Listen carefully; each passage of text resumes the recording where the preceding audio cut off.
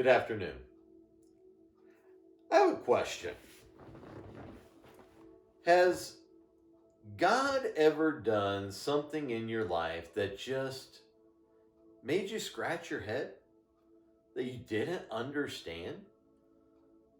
I think the disciples felt that way in this story I want to share with you.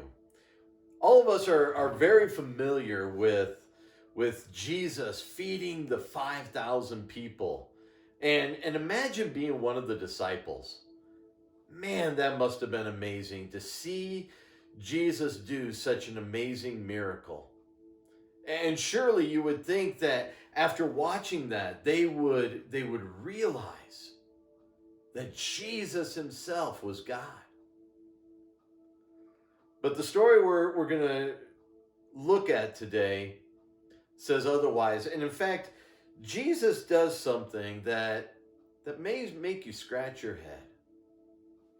In Mark chapter 6, right after the feeding of the 5,000, it says in verse 45, immediately after this, Jesus insisted that his disciples go back into the boat and head across the lake to Bethsaida.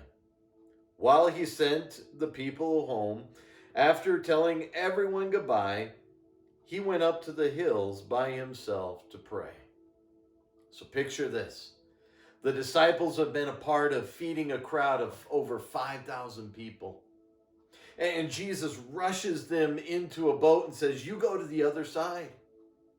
But Jesus doesn't go with them.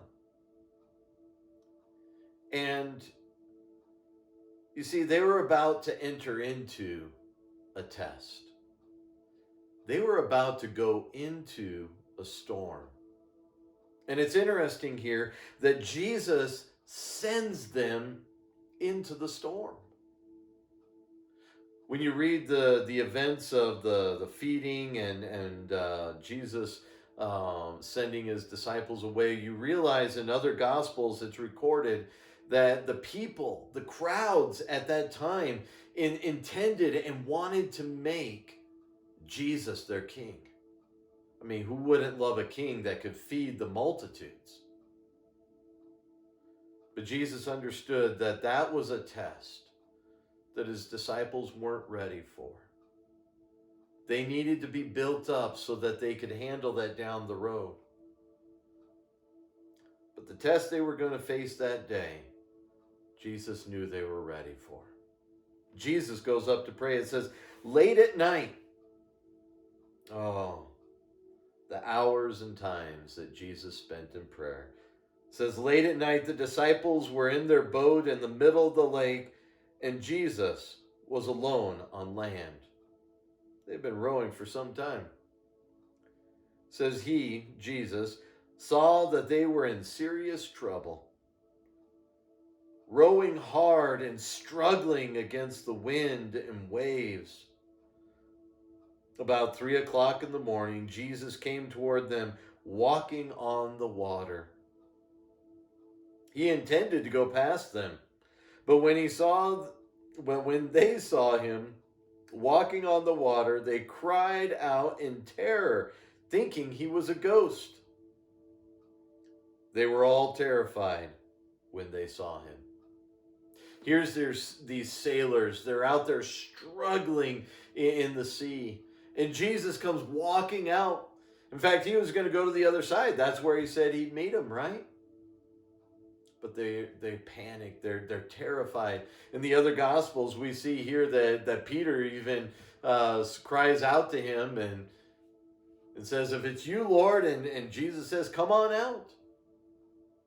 But Peter himself looked at the waves and the storm and began to doubt and sink.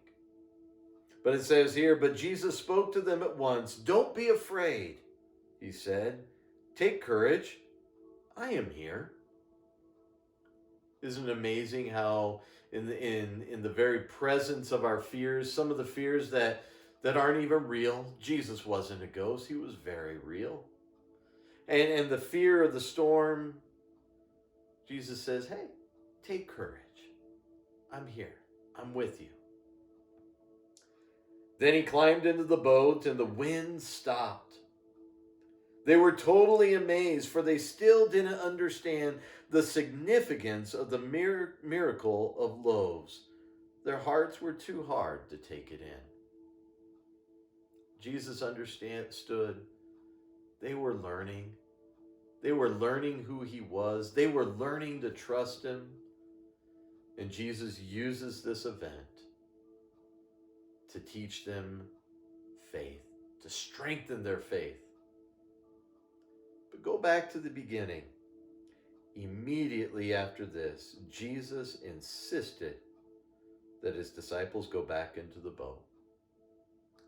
Friends, there's times that Jesus is going to insist we get in that boat. He's going to insist this is a storm you need to go through. But he has his purpose.